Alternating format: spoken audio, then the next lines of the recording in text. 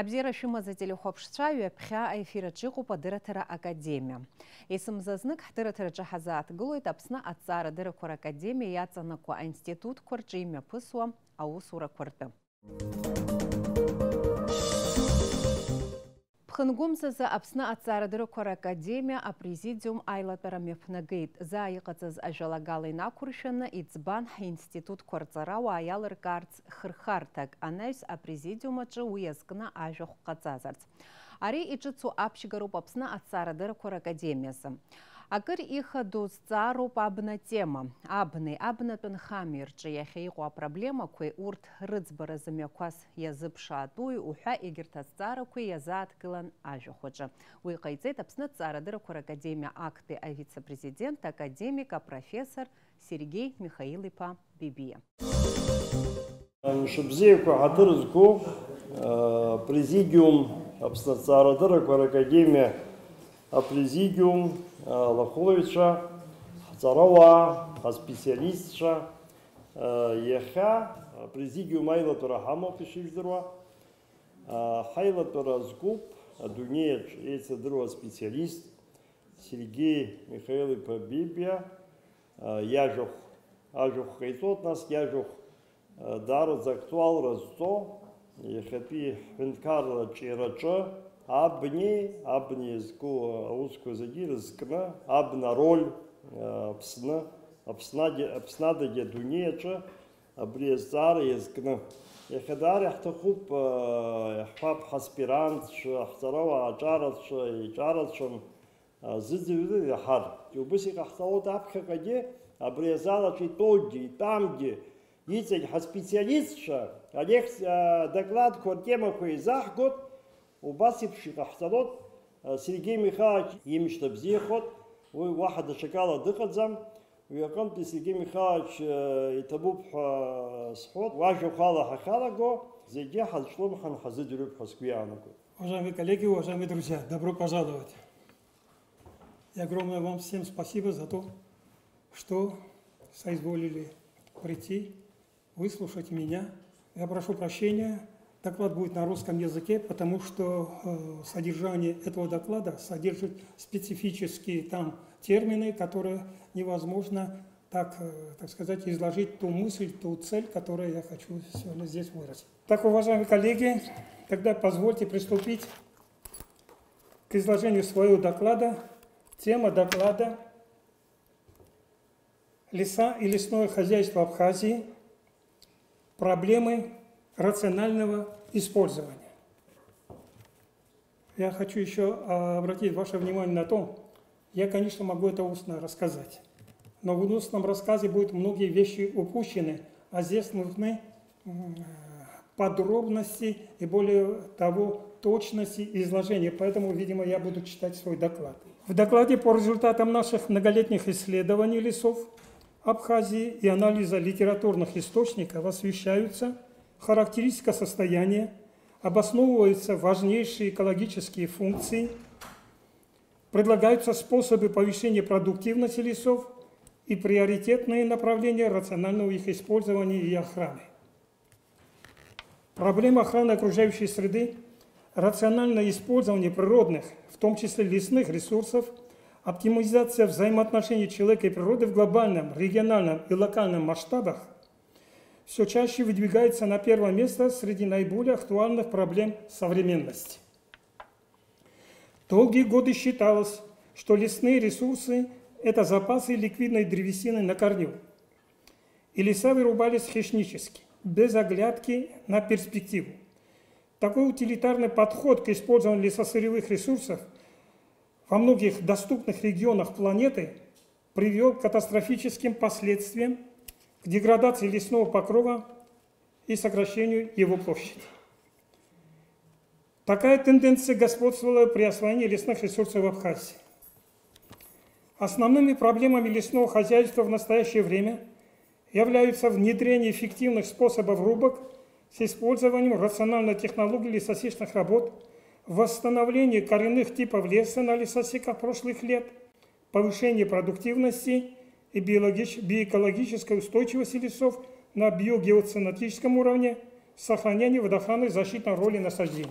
Лесные богатства Абхазии играют важнейшую роль в устойчивом социально-экономическом развитии страны. Лесные ресурсы – это не только запасы древесной и недревесной продукции. На современном этапе пользования лесов на первое место выходит важность их природоохранных, природоформирующих, водоохранных, защитных, рекреационных и других полезных функций лесов. Особенно это актуально в горных условиях, в том числе и в горных лесах Абхазии, где более 75% площади лесов расположены в горных условиях.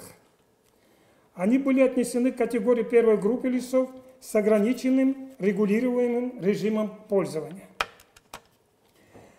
Мнение большинства ученых едино в том, что концепция использования лесосырьевых ресурсов должна исходить из принципа многофункционального хозяйственного значения лесного фонда.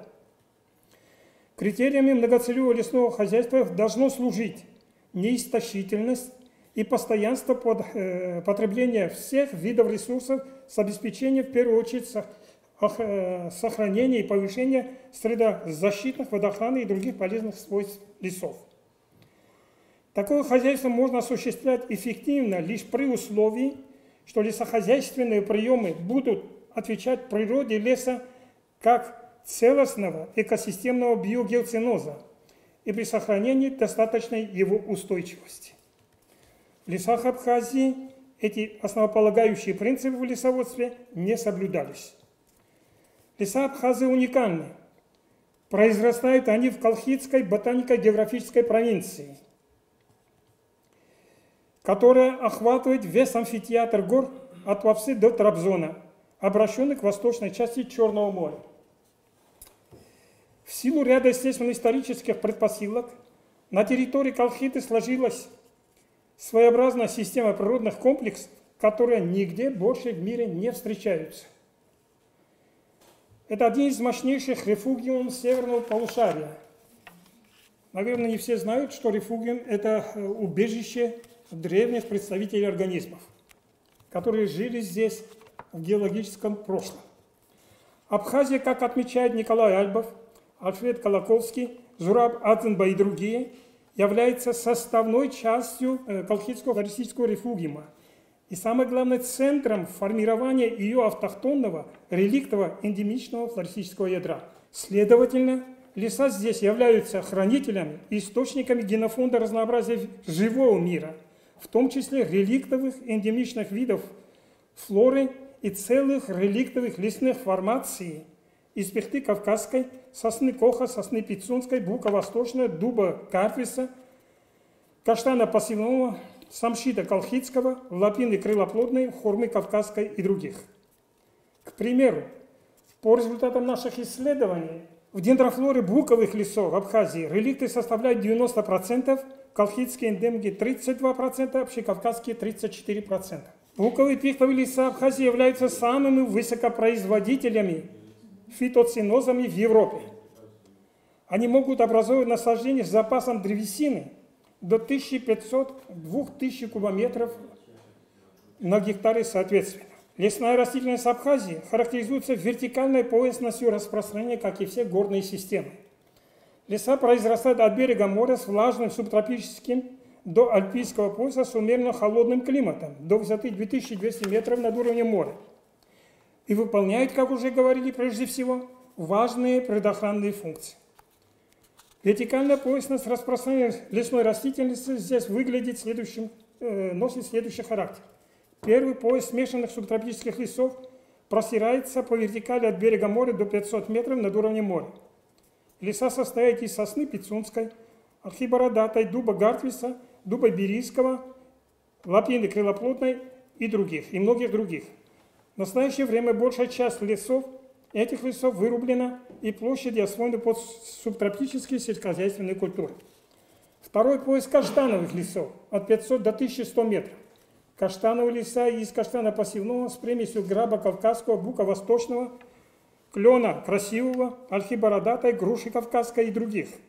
В настоящее время каштановые леса сильно болеют, расстроены бессистемными рубками и находятся под угрозой исчезновения. Пояс буковых лесов от 700 до 1600 метров. Буковые леса из бука восточного с примесью дуба гартвиса, граба кавказского, липы кавказской, ельма гладкого, пихты кавказской, ели восточной и других. В настоящее время большая часть буковых лесов пройдена рубками чрезмерной интенсивности, и их состояние в большинстве случаев неудовлетворительное.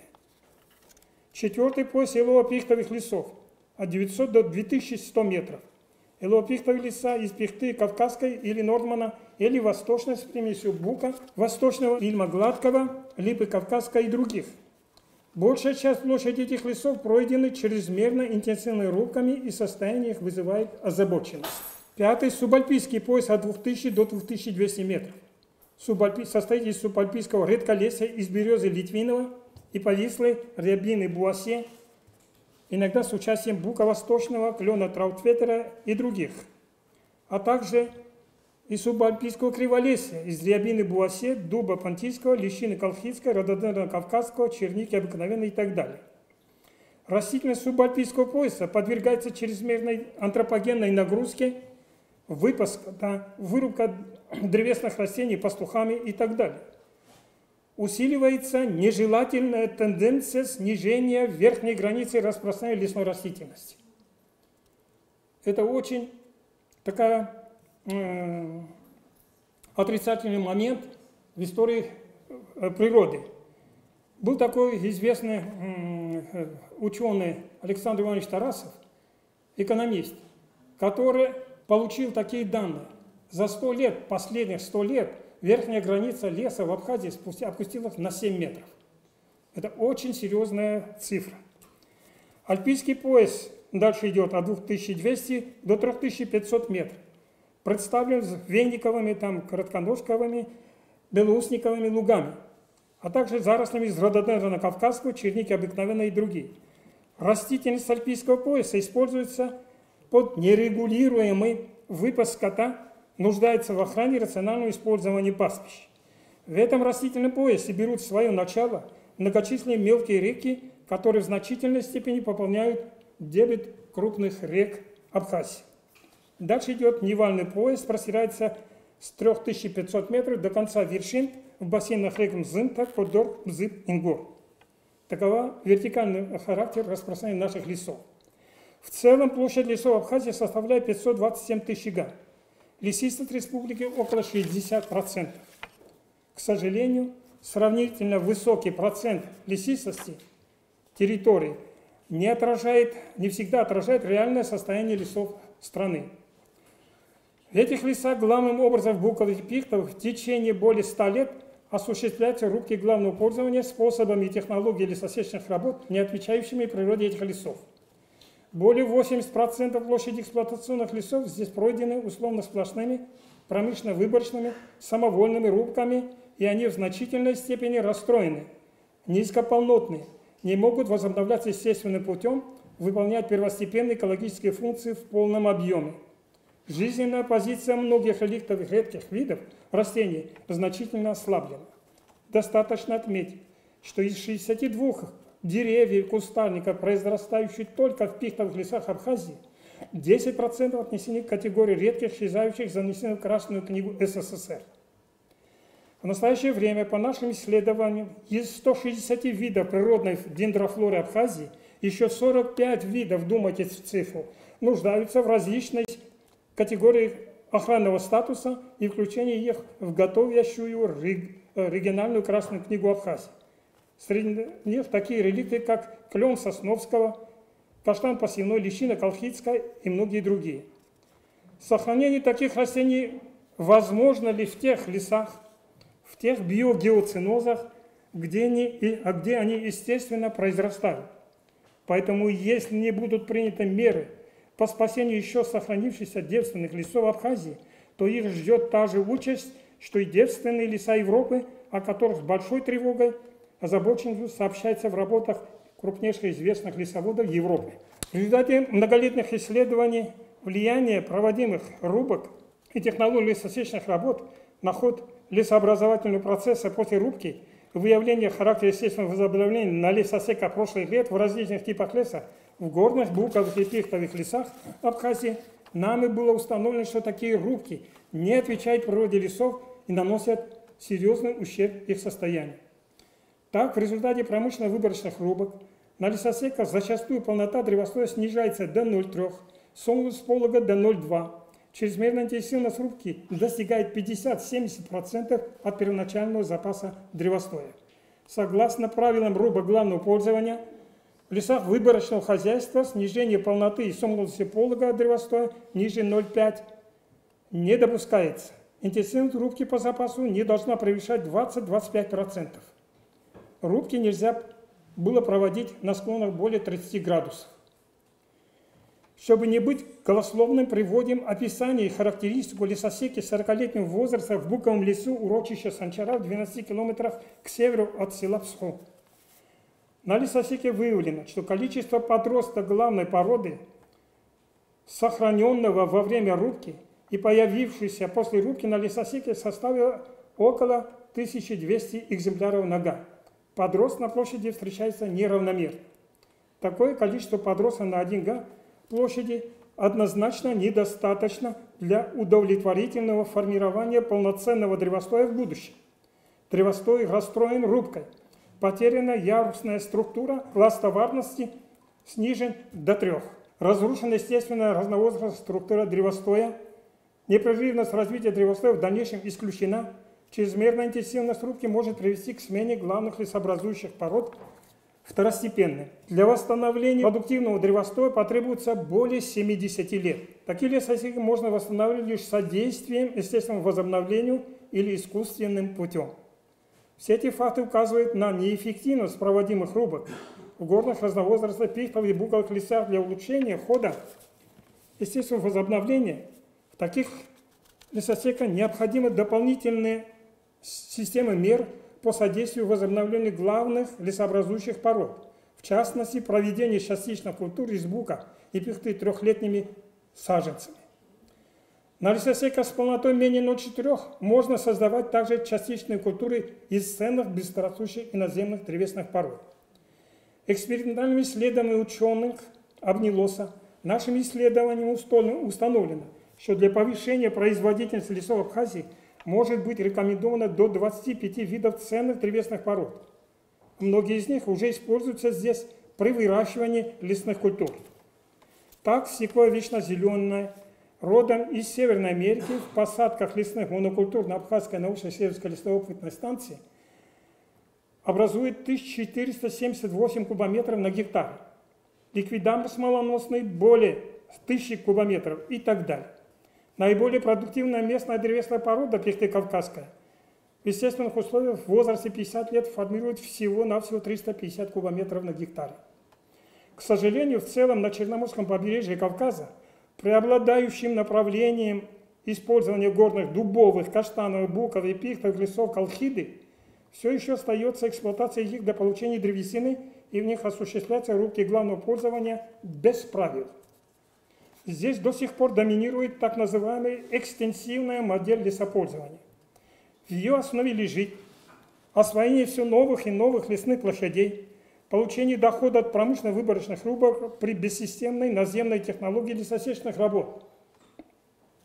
В настоящее время мы пожинаем плоды от такого хозяйства в лесу.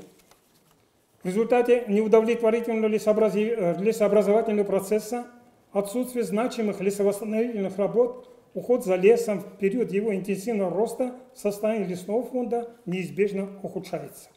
Все это результат многолетнего, неразумного, нерационального метода ведения лесного хозяйства в регионе. Ясно, что в этих лесах не обеспечиваются основополагающие принципы в лесоводстве, неистощительное, постоянное пользование лесными ресурсами. Лесное хозяйство в регионе находится в глубоком кризисе, и существующие проблемы имеют системный характер. Площади экономически доступных эксплуатационных насаждений практически исчерпаны. Перед лесозаготовительными компаниями проблема гарантированного обеспечения себя лесными ресурсами перешла в вопрос выживания. Следовательно, в лесной отрасли необходимы кардинальные реформы, которые бы обеспечили сохранение, сохранность и защиту лесов, переход к устойчивой системе управления лесами. На состояние лесов и лесного хозяйства, кроме антропогенных факторов, и неэффективное управление лесами серьезное влияние стало оказывать и глобальное изменение климата планеты. По прогнозам ученых, к концу текущего столетия климат Земли потеплеет до 9 градусов. Последствия такого потепления никто сегодня не может предсказать. Влияние изменения климата на лесную растительность колхиды уже сегодня ощущается. Наблюдается увеличение интенсивности годовых осадков. Июль, август и сентябрь стали сильно засушливыми. Эти явления обусловили начало усыхания пихтовых лесов как на южном, так и на северном макрослоне Большого Кавказа. Никто не знает, какими адаптационными возможностями обладают основные лесообразующие древесные породы и формируемые ими биогеоценозы. Альтернативой экстенсивной модели является модель ведения интенсивного лесного хозяйства, обеспечения лесовыращивания, многоцелевого использования лесосырьевых ресурсов. Безусловно, уровень ведения хозяйства в горных лесах и возникающие связанные с ним проблемы находятся в тесной зависимости не только от природных условий, но и от социально-экономических, политических условий страны. В этой ситуации роль лесного законодательства страны и уровень культуры ведения лесного хозяйства становятся решающими. То, что в горных лесах Колхиды, в частности Абхазии, можно было и нужно осуществлять рациональное устойчивое лесное хозяйство, не миф, а реальность. В результате полувековых исследований ученых и прямыми экспериментами доказано, что в природе разновозрастных пихтовых и буковых лесов Кавказа, в том числе лесов Абхазии, больше всего отвечает выборочная форма хозяйства, в частности, там добровольно-выборочные и комплексно-выборочные рубки при соблюдении лесоводственных требований к лесосечным работам. Они могут обеспечить непрерывность лесопользования, сохранение средозащитных и сырьевых функций лесов, их биологическое разнообразие. Отметим, что большое внимание этой форме хозяйства уделяют наши зарубежные коллеги. Выявлено, что биоэкологической основой выборочной формы хозяйства является разновозрастная структура лесов.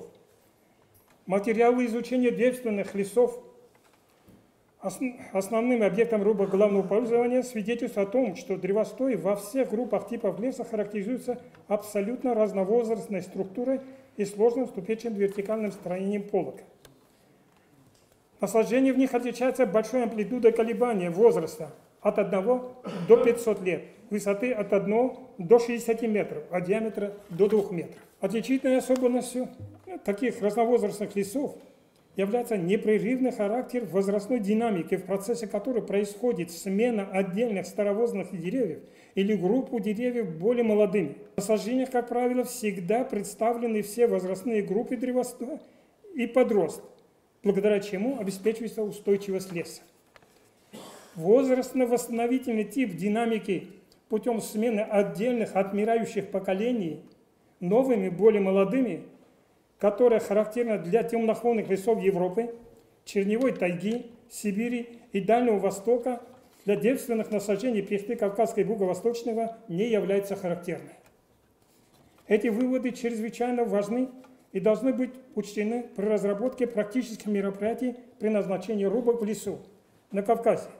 Они опровергают ошибочный тезис о якобы развитии девственных разновозрастных насаждений пихты Кавказского и Юго-Восточного до перестойного, в кавычках, состояния. В общем, постоянный непрерывный процесс естественного возобновления, сложная возрастная структура древостоя – это, значит, залог процветания этих лесов на многие годы. Именно эти закономерности развития горных разновозрастных лесов Кавказа и Абхазии дают нам основания считать наиболее эффективное допущение, то, что мы говорили, добровольно-выборочных и комплексно-выборочных способов рубок в этих лесах. Однако любые способы рубок могут быть эффективными лишь при рациональной технологии лесосечных работ и соблюдении лесоводственных требований при ведении этих рубок. Основополагающие правила в лесной отрасли как не было до сих пор, так и не будет выполняться в ближайшем будущем по объективным и субъективным причинам.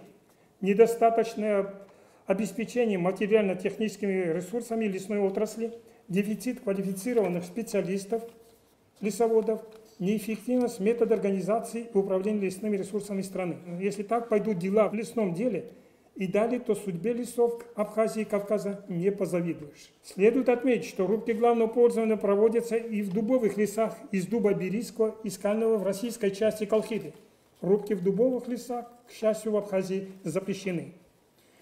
Значительную площадь занимают в Абхазии леса из каштана посевного. Однако их фитосанитарное состояние в настоящее время крайне тяжелое. Каштан болеет по всему ареалу его распространения на Кавказе и в Европе. На территории Абхазии наблюдается усыхание как отдельных деревьев, так и целых участков каштановых насаждений. Ведущую роль в ослаблении и гибели каштановых насаждений играют грибные патогены. Наиболее вред наносит крифонектрия.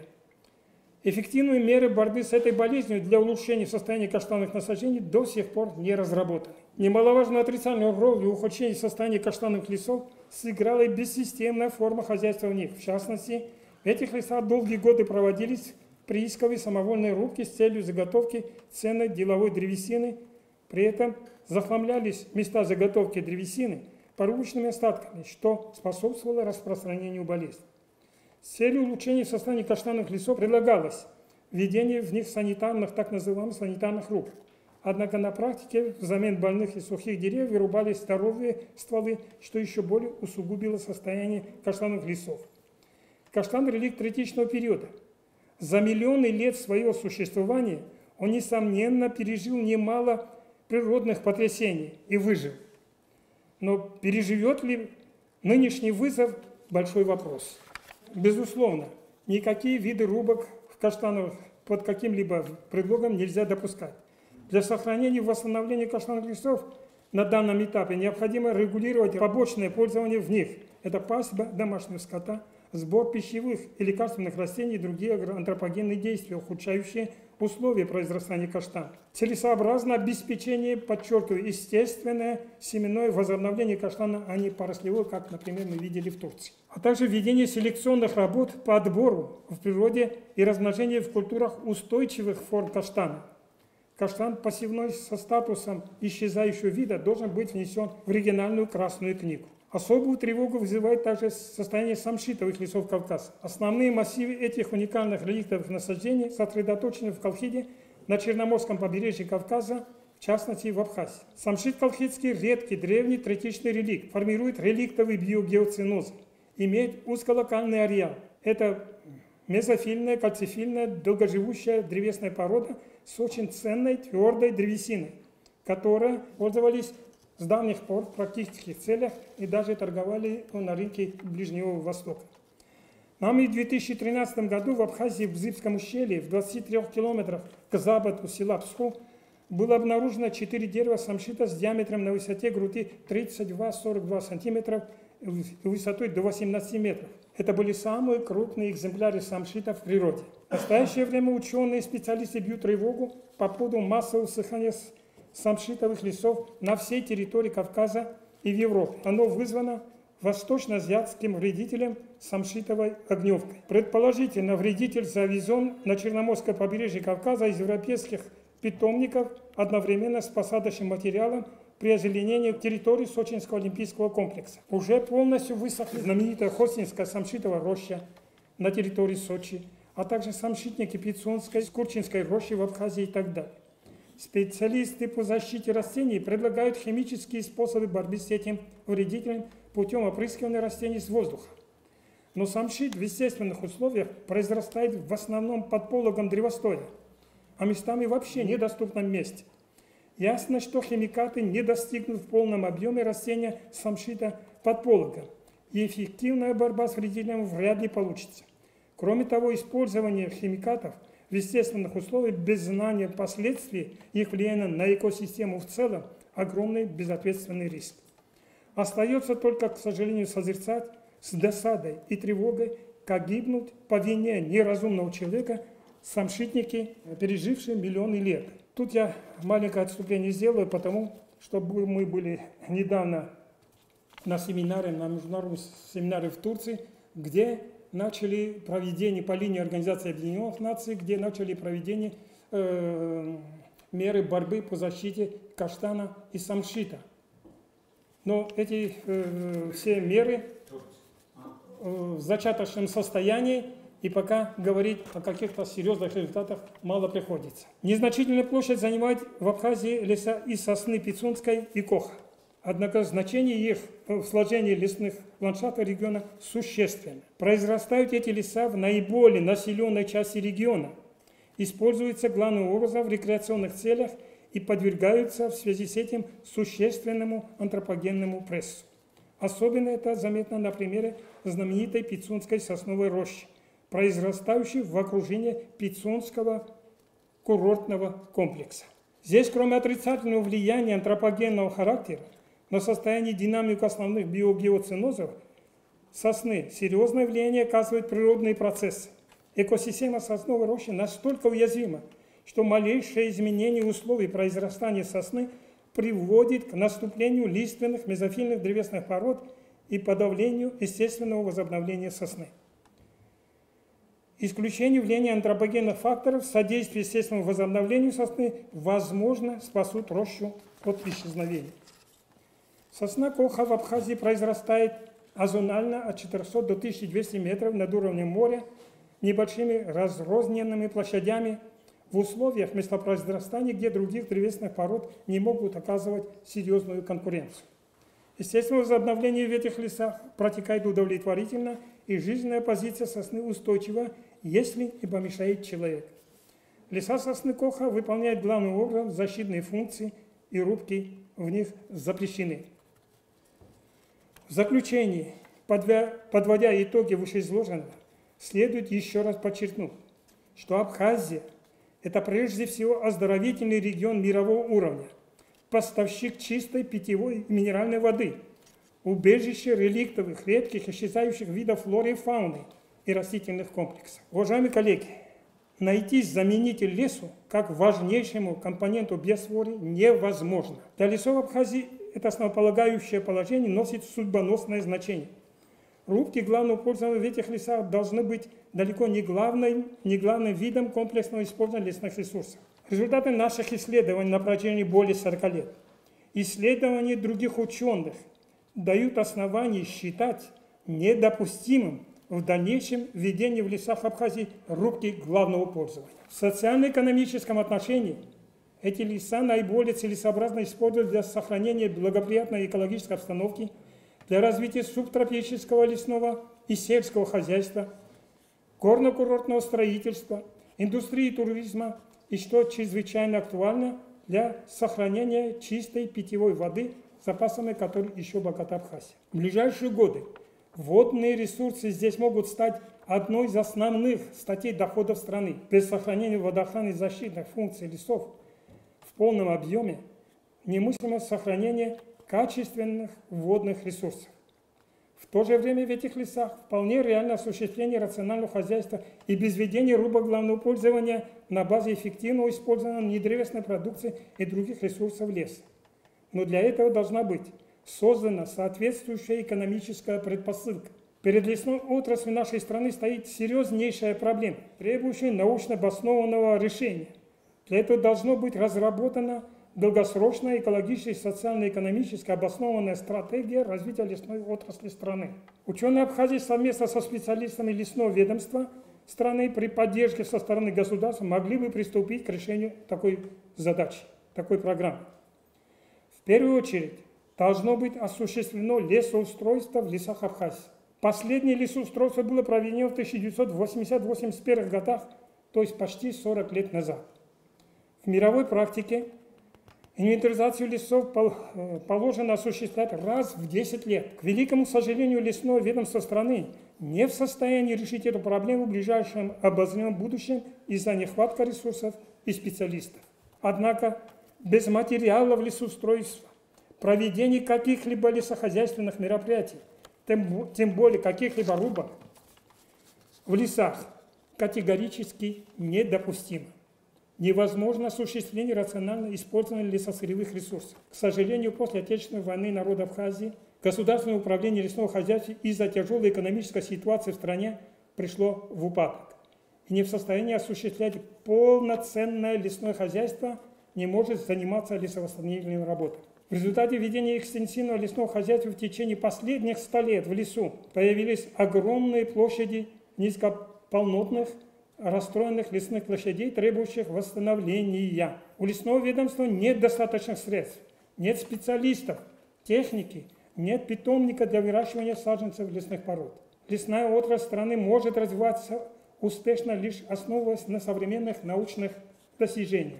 В структурном подразделении Государственного управления лесного хозяйства Абхазии функционирует Абхазская научно-исследовательская лесная опытная станция, коротко АБНИЛОС, которая в 60-х, 80-х годах прошлого столетия считался одной из лучших по своему профилю в СССР. К сожалению, в последние военные годы из-за отсутствия средств у лесного ведомства уровень финансирования научно-исследовательской работы АБНИЛОС существенно уменьшились.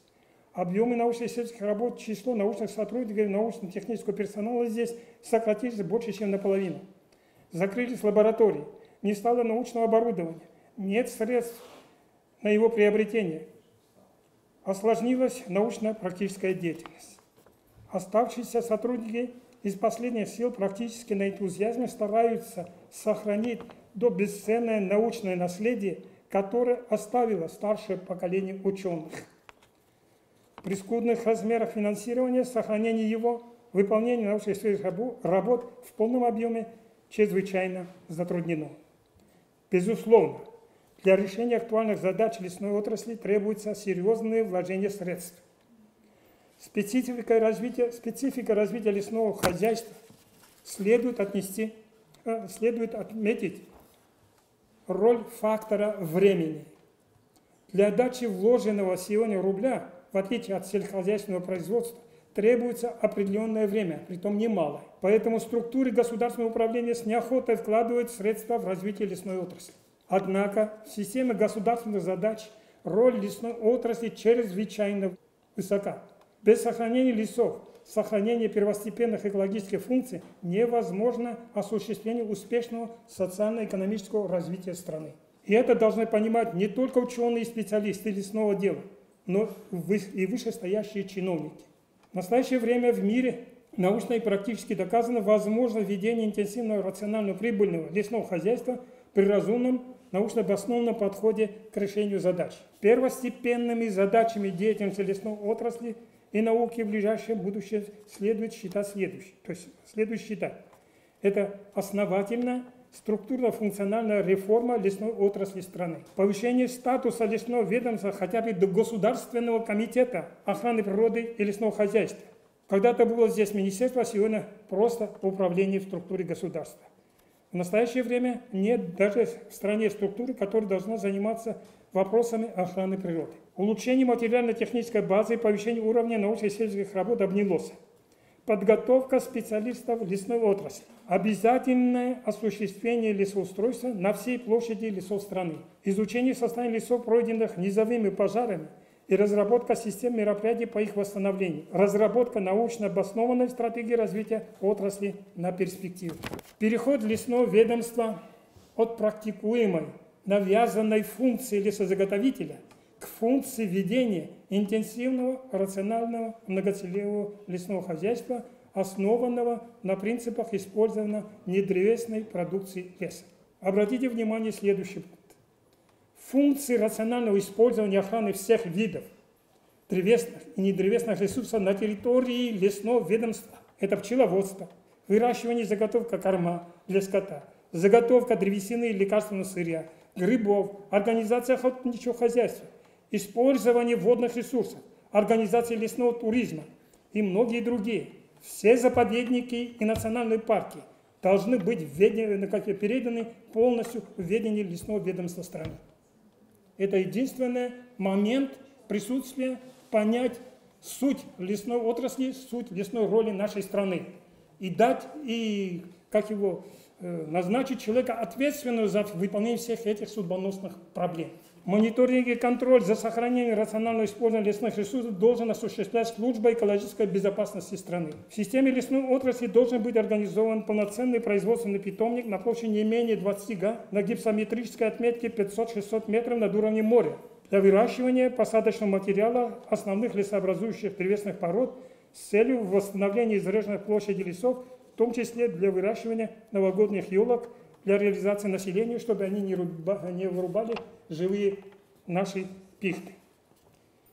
Для нормального, эффективного, прибыльного функционирования лесной отрасли региона необходимо четкое понимание со стороны руководства страны той огромной роли лесов и важности сохранения и осуществления в лесах рационального хозяйства для устойчивого развития страны и соответствующее адекватное финансирование отрасли. Позвольте на этой грустной ноте, но с оптимизмом на будущее завершить свой доклад.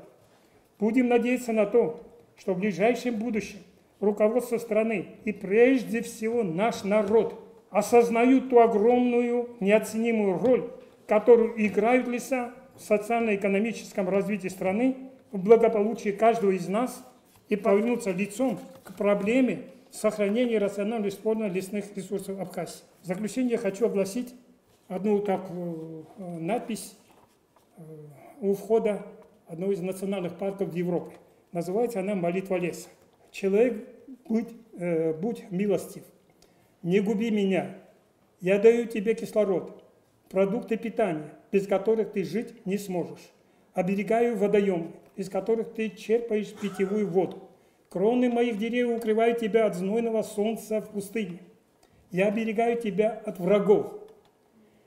Я крыша и входная дверь твоего дома, люлька, в которую тебя укладывали в детстве, крыша твоего гроба. Будь разумным и помни об этом всегда и не уничтожай меня. От себя хочу добавить, что человек изначально появился в лесу, и лес вправе требует от человека человеческого отношения к себе. Спасибо за внимание, спасибо за терпение.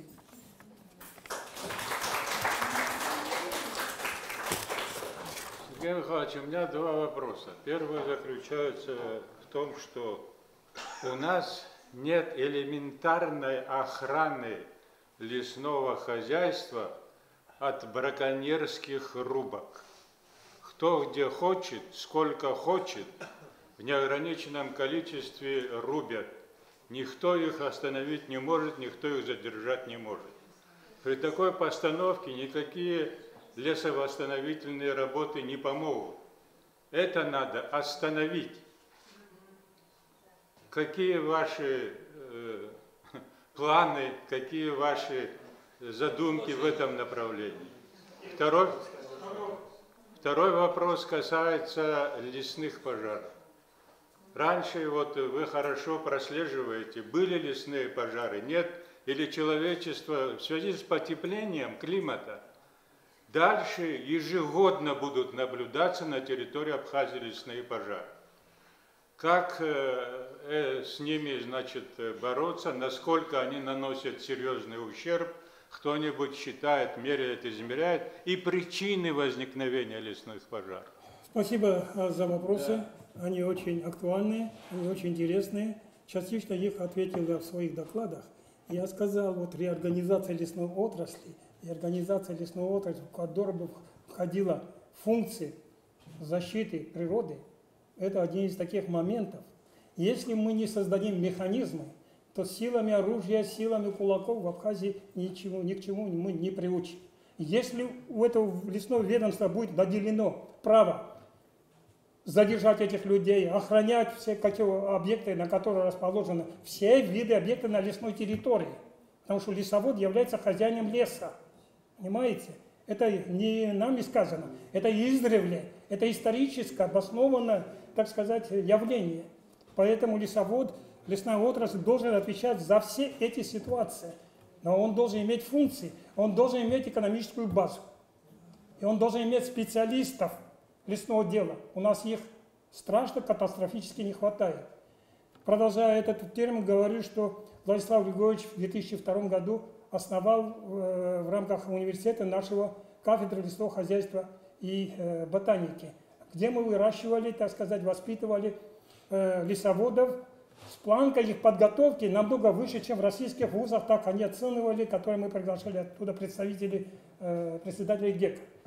И что вы думаете? Всего 4 человека, если не ошибаюсь, работают в лесной отрасли по своей специальности. Остальные ушли в Амабай, ушли в таможенную службу, ушли там в какие-то другие места, и где они им больше платят. А в лесном ведомстве бюджетная организация не могли платить больше 2000 рублей. Слушай, молодой парень, он должен жениться, он должен куда-то пойти, с друзьями посидеть. Этих возможностей не было. Вот такая вот очень тяжелейшая ситуация, к сожалению, но специалистов надо создавать. Настолько упал престиж лесной отрасли, что Абхазия получает лимиты, понимаете, для подготовки специалистов лесной отрасли. Никто не пошел. Лимиты свободны. Более того, у покойной вашей слуги очень много близких друзей среди лесных вузов России.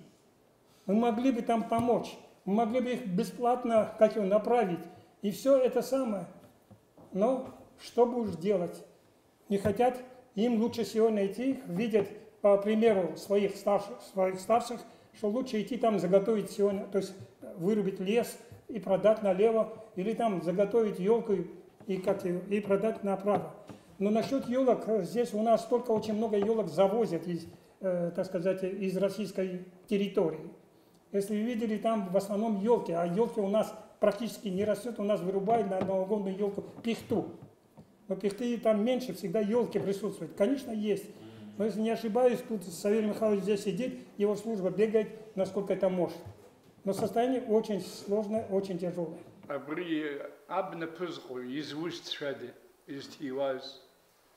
Это частный сектор или государство, что имело вообще.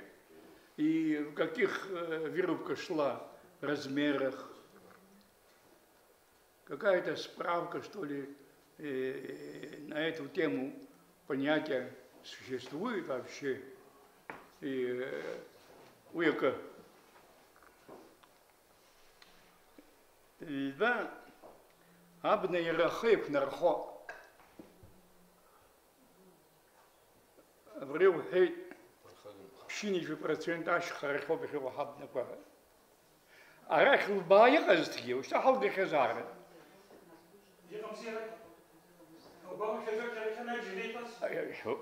Как раз враг снивы.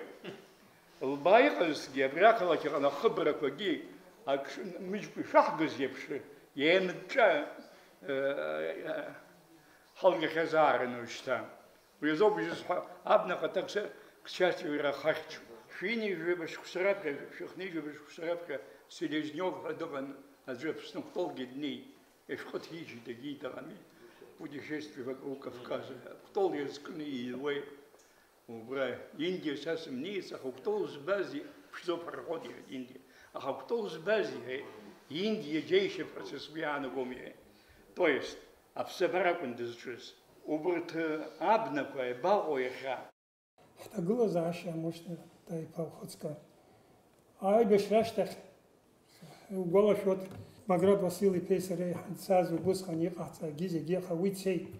Аштаха Бакра Хантагала Владислав Григорьевич Ханипхен Хайфит Ишпа Ахцари Хит Абркша Амнинтроди А милиция охрана Зухен Яна Хакла Роби Хит Ахца Роби Хит Ар Ахца Роби Хит Ар Тирчаца Ахтахук Ирах Тахтахук Риш Хамадзам يخلوزر يخند زغال شابري أبقرا خبط أحسب أبوس كان تحط في أبرا أبنا جانا خوس زوازي حراه نيب يحيد أبوس كان أبري يجيب نزك شوكسك وهاي حمقن قرا ألار يروبريك يخلب شني فرقر يها خوشيك يحال شرقلود أخا وها يوام أبريخ وها هم نقاط حزم خوتات يحيد أبوس كان يقال при абне захчо, абне за зоге бюджетной организации то. Абри апара хинкара яма яраха хинкара анде пара уяррозо расход по гонетаху. А жут яказами абнами ко зигюкцай. А технику рыма зарзе яви трактор рыма, а машина рыма адзе камит епсо. А барцик харцаров зигизе гвивца селерджичер карта зела. Визам ширмац. Ах يقام شالا يخا خوچه زرم چپروانه ابخ اثره جو اخبری گه خوچو بس حسر يجار تشرجه ياكي رزق زوم ابري ريفورم يحفظ ابري قرمزق ابري القرقملا يحبر قمتي القرقملار حواجلر الرم كارموشن خصص يخا حنا تقولن دروجبه حق قاليت اشيبو حلات تقولن يبقني حما نحصوت ادجح يزاز آخر پخود، هج پخود، یکوزی پخود، هری شهر خواه نقو بسه. Ахабри анискуло отсюда казарок, структура как казарок, его структура. Ну, во-первых, я хотел сказать, что если бы леса не было, и нас бы не было. Вообще. Сегодня мы бы не заседали, потому что не было бы сельского хозяйства, не было бы металлургии железа, ничего не было. Человек бы влачил жалкое существование, если он бы выжил. И вот недаром в свое время Сергей был в авангарде тех людей, которые боролись за лес, за его хорошее состояние, за его будущее.